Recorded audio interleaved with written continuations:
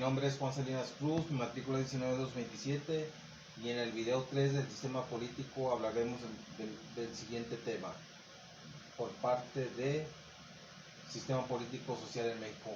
En la introducción analizaremos el sistema legislativo, las dos cámaras en México, el sistema político, cómo ha transcurrido. Siguiente diapositiva. Las transformaciones recientes nos indican que el funcionamiento del sistema político permaneció en esencial, inalterado hasta la década de 1980. El presidencialismo fuerte, centralismo, la intervención, el corporativismo, ausencia de la competitividad electoral. En el 1960 la institución presidencial y el sistema empieza a debilitarse, las recurrentes crisis de fin de sexenio y las crisis sociales. También en cada sexenio los gobiernos terminaban en crisis mayores, problemas grandes, y en el gobierno de Díaz Ordaz, siguiente diapositiva, se manifestó lo que fue la represión estudiantil de 1968, estuvo marcado muy fuerte este tema, y en los sexenios de Echeverría del 70 al 76 y José López Portillo del 76 al 82 estuvieron marcados por las crisis económicas, las expropiaciones, la alineación de los sectores sociales importantes. En el sexenio de López Portillo se expropió la banca, se descubrieron grandes pozos petroleros, y en el sexenio de Miguel de la Madrid del 82 al 88 fue la fuerte recesión, la decisión de la familia revolucionaria. Carlos Salinas de Gortari del 88 al 94 fueron las elecciones controvertidas más polémicas en la historia de México, con la caída del sistema electoral. Fue en el 93 también fue el levantamiento armado del Ejército Zapatista de Liberación Nacional, y ocurren los asesinatos políticos en este sexenio de Ruiz Macías. Y en 1980 empieza el esfuerzo sostenido de reformar el sistema de la pieza central de la institución presidencial. Siguiente diapositiva. El presidencialismo democrático. A partir de 1968 se empieza a generar la representación popular, a abrirse la competencia a los órganos de representación popular, a integrar partidos distintos al oficial que fue el PRI. 10 años más tarde la norma electoral empieza a saltar en temas cualitativos y México empezó a proyectarse un país más democrático. En el tema de la desaparición de los poderes metaconstitucionales se empieza a constatar la tendencia de limitar el poder ejecutivo. Los cambios, por ejemplo, fue el Banco de México, el IFE, el CNDH y el IFAI. También otra reforma institucional fue la que otorgó la autonomía, la Auditoría Superior de la Federación, la Ley del Servicio de Carrera Profesional. Siguiente diapositiva. También los poderes tienen que trabajar más para generar principios de división de poderes que están vigentes. También la sociedad se ve más interés en temas políticos, dispuestos a luchar por los intereses en el ámbito extragubernamental.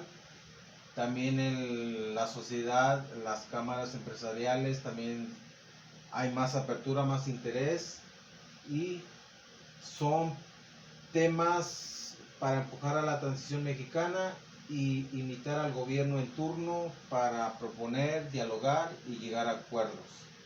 Siguiente diapositiva.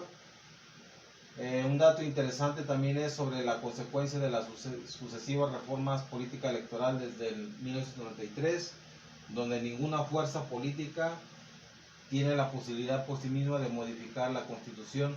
Para ello se requieren las 2/3 partes de los miembros de la Cámara de Diputados.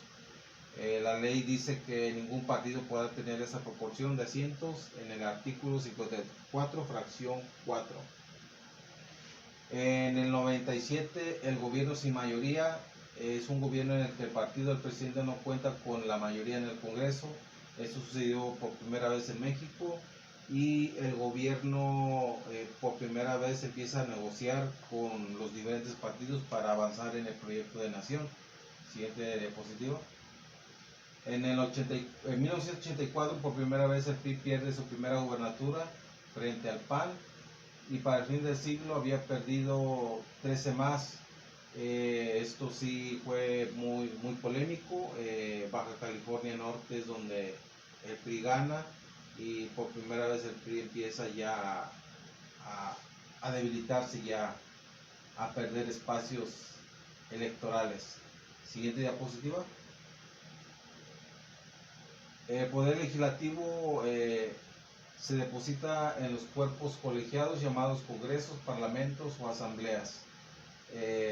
Nos dice que en los sistemas presidenciales los congresos tienen tres funciones interrelacionadas, que es representar a la ciudadanía, el formular o aprobar las leyes que regulan la vida en sociedad y servir de contrapeso al poder ejecutivo.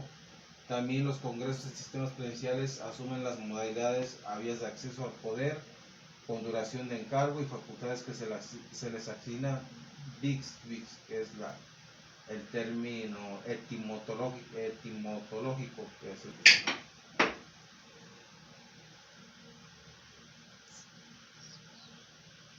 ¿listo?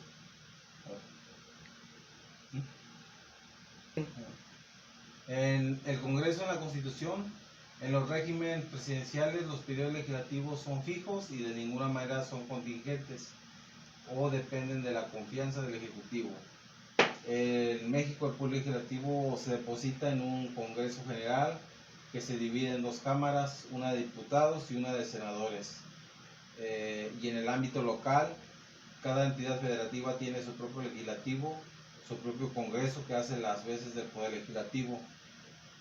También nos dice que el poder legislativo señala que la Constitución mexicana, en su artículo 50, dice: se deposita en un Congreso General que se divide en dos cámaras, una de diputados y otra de senadores, de tal manera que el Congreso de la Unión se apoya en un principio de bicameral.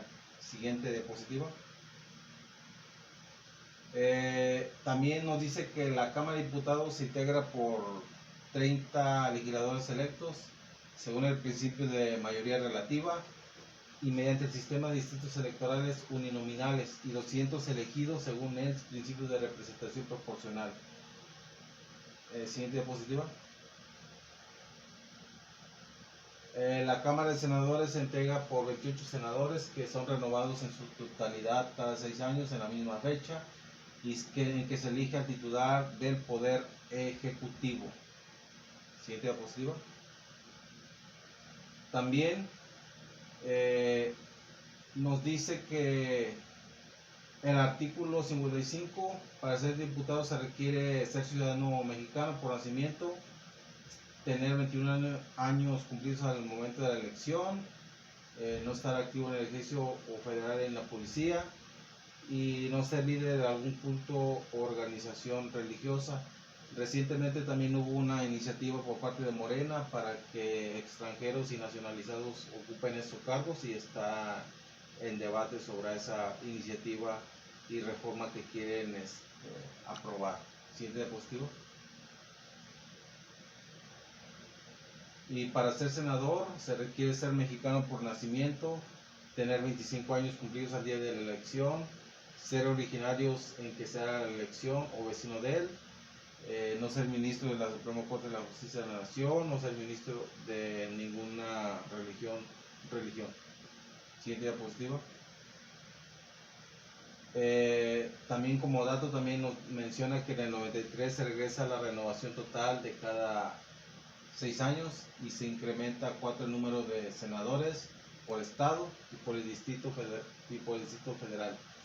3 serán por mayoría relativa y un asignado a la primera minoría. En el 96 se adopta la forma de integración del Senado que rige en la actualidad la triple modalidad de 2 senadores de mayoría, 1 de primera minoría y 1 de representación proporcional.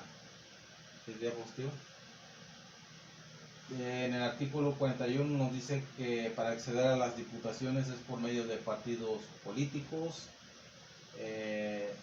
también nos dice que el 59 dice que los senadores y diputados no podrán ser electos para el periodo inmediato, y actualmente también hay la vía de las candidaturas ciudadanos que también ya